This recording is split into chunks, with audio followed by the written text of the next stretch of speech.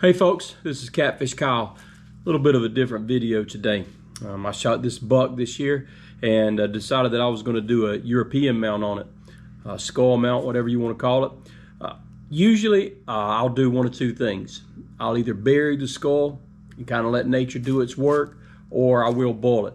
I'm not a big fan of boiling. I've just seen how it kind of weakens the skull. I don't like my skulls to have a real white bleachy look to them, and so I've looked at a different method, and this is a method where all you do is you put the skull down in water, and a bucket of water. You change that water out every week or so, and you let the bacteria do its job. I think it's called maceration. So why don't you walk with me through this process? We're going to try it. Got a buck here. I just finished scoring him. Beautiful deer that I shot this year. Scored 116 and 5/8. Now that's gross. Obviously, he's got some stuff off here. You can see. Beautiful deer. Very big body deer. I'm excited about putting him on the wall because I got a great memory of this with hunting with my son. So first thing I'm going to do is I'm going to skin this head. I'm not going to make you watch that whole process of me skinning the head. I normally will start right down here at the nose, work my way up. It's not a difficult thing to skin these heads. Don't be overwhelmed with it. Now you don't have to. You can drop this head down in the water with the fur on it, but it's going to take a lot longer to do its job. So my recommendation would be go ahead and clean that head. So let's get it done.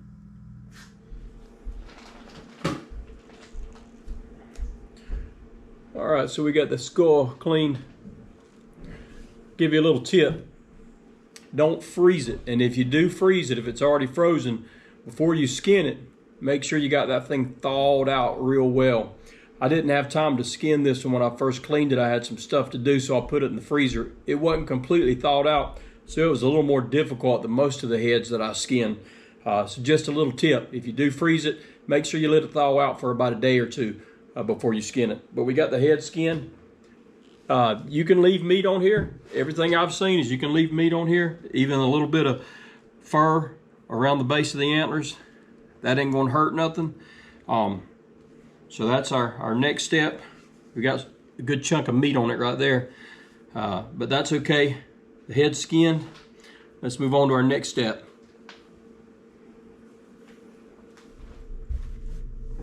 So what we've got now is a 5-gallon bucket of water. Now, some of y'all might be looking and saying, man, what are you doing? You're doing this inside. And I am doing this inside, just the instructional part. I'm in my basement. The reason is because it's raining pretty good here in Middle Georgia. I can't get outside and do this. Trust me, my wife would kill me if I was actually doing this in the basement. So when I get done from here, I'm going to transport it outside to a better place, because no doubt there's going to be a smell accompanied with this. So what I've got now is I've got a 5-gallon bucket of water. I've got it filled up just a couple of inches below the rim, and now I'm going to put the skull in. Now some people may say wrap the base of the antlers. What I've seen is if you're changing the water every 2 to 3 days, which is what I plan to do, you don't have to wrap the bases of the antlers. So hopefully they're not going to be discolored. We'll find out. Let's put it in.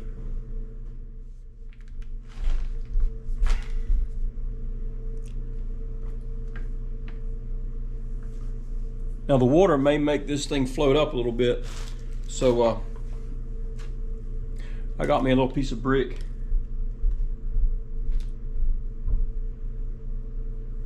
I'm going to sit that on my skull to make sure it stays submerged and the water doesn't push it back up.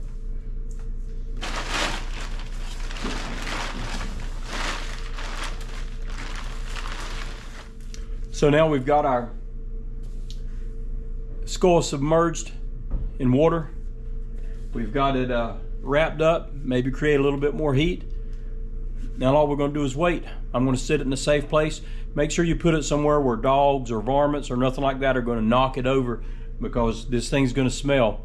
And make sure you put it somewhere where it's not too close to the house, so you know, your wife doesn't get upset with you. And even if you do put it near the house, maybe you can put something like a drum or something over the top of it. and I think that would help it. All right, I'll check back with you in a couple of days. We'll see what's happening. All right, this is day 2. Let's see what it looks like. Day 2. We'll change this water out.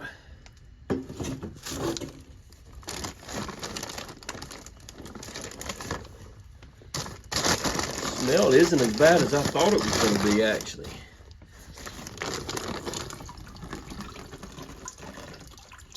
Two days in. Let's change that water out. All right, y'all, this is day 7.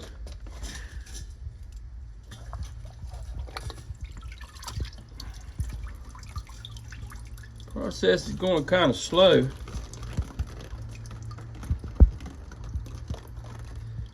But that's day 7. Let's get this water changed.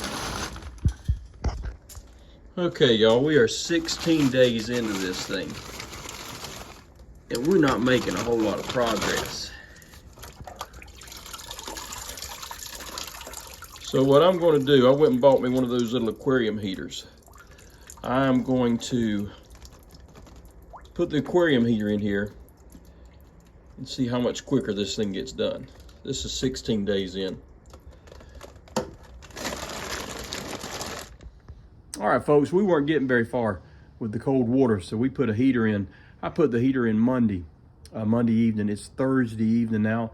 We're going to see if it made much of a difference heating the water up using that aquarium heater. All right, y'all, so we have had the aquarium heater in there and had this water heated up. Boy, you can see the difference. Everything's just starting to fall off now. Look at that. So that heat definitely makes a big difference. That's been 3 days. Let me dump this water out.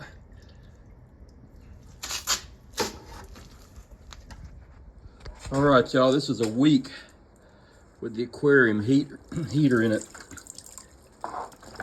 You can see a big difference, I can tell already. This is a week in with that aquarium heater, and boy, there's a major difference. So using that heater seems to really be the trick. You can see just the clumps of flesh falling off in that bucket, and boy, it smells ripe. I mean ripe. All right, this is 12 days into the macerating process when I put the heater in there. So it's been about almost 4 weeks total, but it's almost clean now. There's a couple of little spots that have some meat left on them. Got to be careful. A few teeth have fallen out. I kept those teeth. I'll put them back in when I'm done. So I'm going to put it back in. I'm going to put it back in for a little while longer. Boy, I tell you, it stunk that time. Man, did it stink. But I think most of the stink's probably gone by now. There isn't much meat to smell. We'll keep trying it. All right, here we go. I think this is a full 2 weeks with the aquarium heater in there. Looking pretty good. Looking pretty good.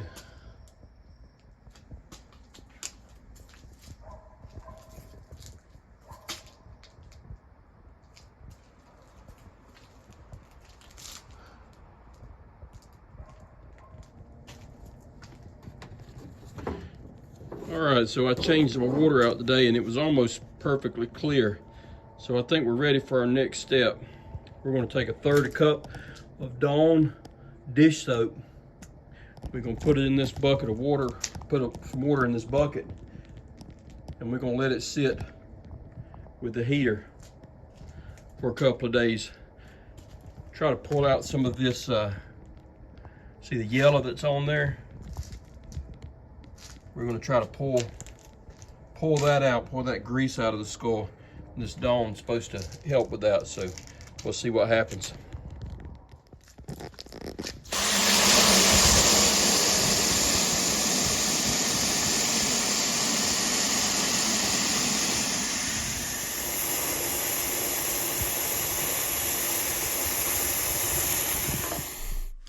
All right, so I've had this head sitting in Dawn dish liquid for about probably about a few weeks now. Just trying to get the grease and the oil out. Afterwards, I come in here with this toothbrush, and some of these crevices and stuff you have to get up in, and you'll see a little bit of material in there. Just use a toothbrush to get it out. An old toothbrush worked pretty good for me. But what I'm going to do next is I'm going to get this thing ready for the bleaching process on the skull itself, just to get it a little wider. Now, you could use it just like this. I mean, to me, it doesn't look bad, but I'm going to whiten it up a little bit.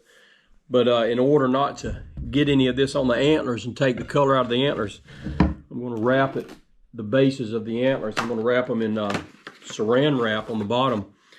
And then I'm going to take the electrical tape and I'm going to wrap up probably to just above the brow tines. So that'll hopefully keep the antlers from getting any discolorization on them. All right, so now we got him taped up.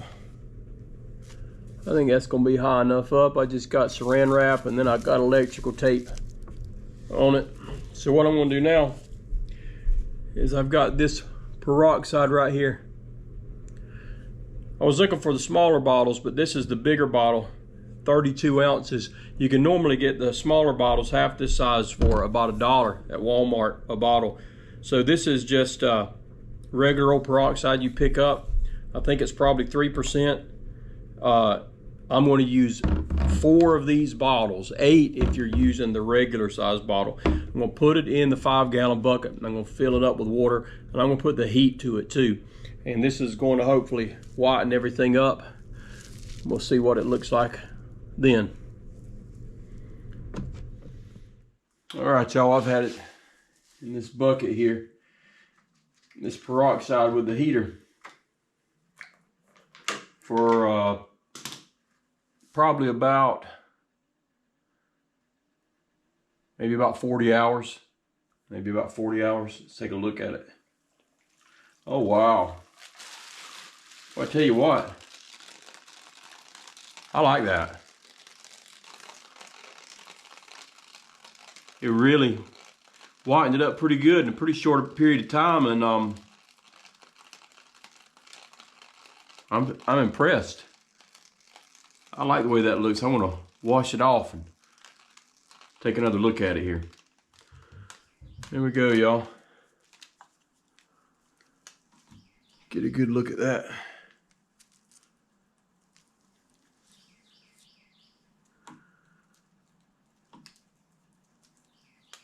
I don't know if I'm going to put it back in or not, honestly. I like the way it looks. I may put it back in for another day, just see if it whitens up a little more. I like it, y'all. I like it a lot. All right, folks. This is pretty much the finished product. This is just under 2 months from beginning to end. Probably would not have taken as long if I had started with the aquarium heater in the bucket during the maceration process. Should have done that. But I'm pleased with it. I may whiten it up a little bit more. I'm not sure, but I'm pleased with it. What you guys think? We'll put it on a board, hang it up. See if you can see some of the character on this thing. So what would I say about the maceration process using it? Obviously, I'm not a professional at maceration. That's my first time doing it. But pros and cons, I would say first of all, it's cheap. I bought the aquarium heater for $18, I think, $16 or $18. I bought a bottle of Dawn liquid and I bought some peroxide. So I've got less than $30 total in this thing. So it's cheap. It's cheaper than paying $130 and going and getting it done. Secondly, as far as pros go, I will say that the bone seems to be in really good shape. I didn't have any problem with anything falling apart. I lost a few teeth. I'm going to glue them back in. I have them, but as far as you know, any bone looking brittle or anything, I would say that's certainly a pro on it. Cons, the smell. Oh my goodness, the smell is like nothing you've ever smelled before. You need to have an area where your wife's not going to go nuts on you, because buddy, it smells. And if you live real close to someone else, you don't have a big yard, you might want to think about it as well. So I would say that's probably the biggest con is the smell. And you got to be careful when it's in the maceration process about handling it and things like that. Secondly, you got to really keep an eye on it. You know, if you boil a head, you're pretty much done that day. With this, I had to make sure that I put it somewhere where dogs or nothing like that would get it.